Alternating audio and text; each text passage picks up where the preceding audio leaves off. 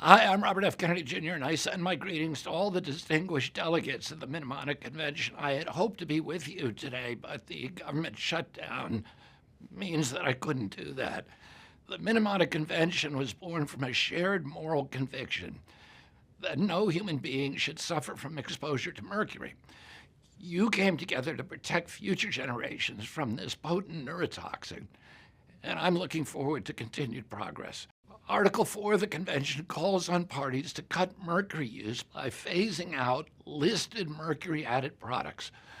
But in 2010, as the treaty took shape, negotiators made a major exception. Thimerosal-containing vaccines were carved out of the regulation. The same treaty that began to phase out mercury in lamps and cosmetics chose to leave it in products injected into babies, pregnant women, and the most vulnerable among us. We have to ask why.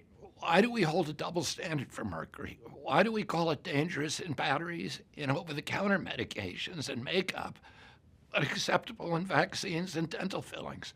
Thimerosal is a mercury-based preservative that has never undergone proper safety testing in humans. Hundreds of peer-reviewed studies identify it as a potent neurotoxin, a mutagen, a carcinogen, and an endocrine disruptor.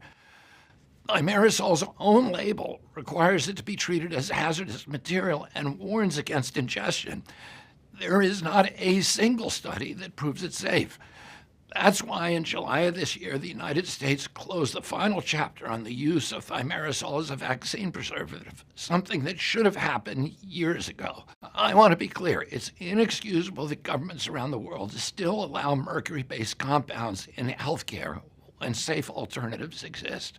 Now that America has removed mercury from all vaccines, I call on every global health authority and every party to this convention to do the same. Manufacturers have confirmed that they can produce mercury-free, single-dose vaccines without interrupting supply.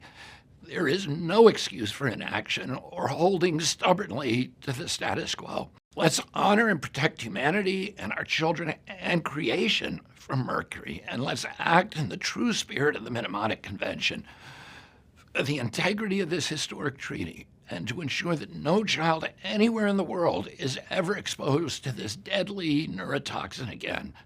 Thank you.